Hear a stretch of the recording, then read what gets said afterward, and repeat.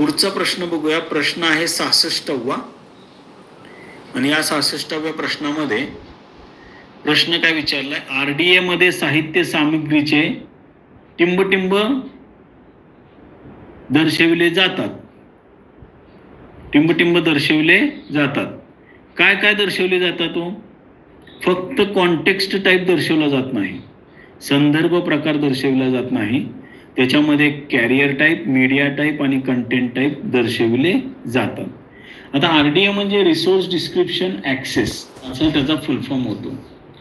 आता content type त्याला एक नंबर असाइन केलेला आहे RDA मध्ये आणि तो कंटेंट टाईपला नंबर आहे 336. त्याच्यानंतर मीडिया टाईप जो आहे त्याला नंबर त्याने डिसाईड केला 337 आणि कॅरियर टाईपला त्याला नंबर डिसाईड केलेला आहे तो म्हणजे 338. उद्या पुढच्या परीक्षेला कदाचित याचे नंबर जर तुम्हाला विचारले तर पहिल्यांदा कंटेंटला 336, मीडियाला 337 आणि कॅरियर टाईपला 338 हे नंबर देखील तुम्ही जाता जाता लक्षात ठेवा.